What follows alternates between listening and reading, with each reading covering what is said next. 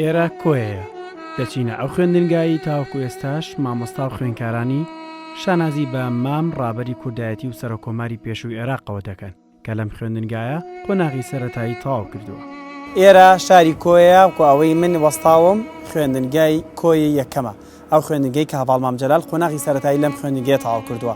با بچین گوزەرێک بکەین بە پۆلەکەی واروەها کۆنمرەکانی بزانین هەڤاڵ مام جەلال لە زاری هاوپۆلەکانیەوە واروەها مامۆستای ئەم بەڕێوەبەرە لەسەر کۆنمرەکانی چی دەڵێ لەگەڵمان بن. ئاسی جەنابی مام جەلال هەموو دەرجەکانی نایە بووە و سجلای ساڵی 1942 سجلی تۆماری ژمارە 6 لە قوتابخانەی ئولا. جەنابی مام جەلالێکێک بوو لەو قوتابی زیرەکانەی کە هەموو قۆناغەکانی بەسەرکەوتووی بڕیوە. جەنابی مام جەلال ژمارەی تۆماری لەو سجلەکە ژمارە 656 ناوی بەڕێزی جەلال شێخ حسامەدین لە گەڕێکی بایزاغا لە کۆیە نیشتەجێ بووە. شێخ حسامەدین باب و باپیری بووە و لە ساڵی 1932 لەدایک بووە. لە 6 یانزەی 1941 لە پۆلی یەک لە قوتابخانەی ئولا دەوامی کردووە. بە نمرەکانی زۆر باش خۆناغی 1 2 3 4 5 هەتا 6 لە پۆلی 6 بە دەرەجەیەکی باش لەگەڵ پۆلەکانی کە چۆتە متەوەستا. بەداخەوە ئێستا کە قسان دەکەم تەسەوور دەکەی گریان ببوو. یەکەم تەختە ئەو تەختەیە کە ئێستا من لەسەری دانیشتووم مام جەلال لەسەری دانیشتووە تەختەی ویر بووە جا چەند شعرێکی لەسەر دەخوندەوە. یەک لەوانە شعری فایق بێکەسی حاجی توتنەکەت مادام فرۆشرا قی رووسیا لەسەر کوشتن و هەرا دەخی لە هەڵسا لێکەوە خێرا دەشتێ لە گوڵەکەی باغەکەی سەرا کەوا بە خوێنی ملت ئاوزرا.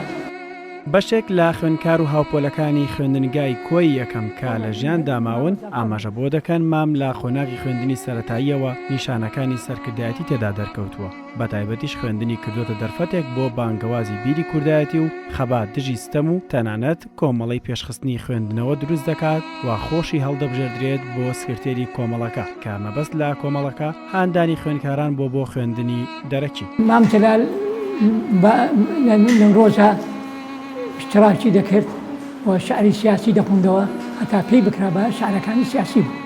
مام جەلال قیادەمان بوو ئەو جا وردە هەموو ڕۆژێت دەچین لەمارە مام جەلالی لەمارە مام جەلالی ئەمە عوسمانی وەردەگرا فێری دەکردین کە ئەمە سیاسی بین و دەرسی دەداینێ ئەو دەرسانە کە ئەمە ئیستفادەی لێ بکەین لەبوو ناحیەی سیاست دەگەڕاوە هەر شتێکی کە دەیکرد ناحیەی سیاسی تێدا بوو.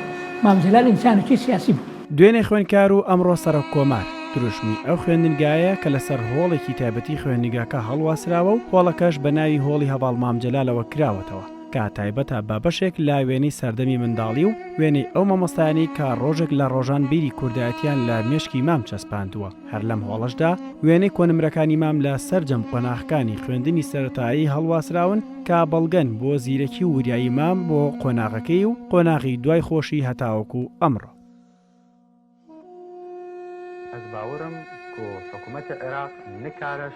مام جەلال کوڕی شێخ حسامەدین کوڕی شێخ نووری کوڕی شێخ غەفورە. هاوینی ساڵی 1933 لە گوندی کەلکانی قەتپاڵی چای کۆسرات لەدایکی بووە کە دەڕوانێت تا دەریاچەی دووکان. چەند ساڵێکی تەمەنی منداڵی لەو گوندا بەسەر بردووە و دواتر باوکی بووە با ڕێبەری تەکەی تاڵەبانی لە کۆیە لەوێ چوەتە قوتابخانەی سەرەتایی و بەسەرکەوتووی خوێندنی تەواو کردووە.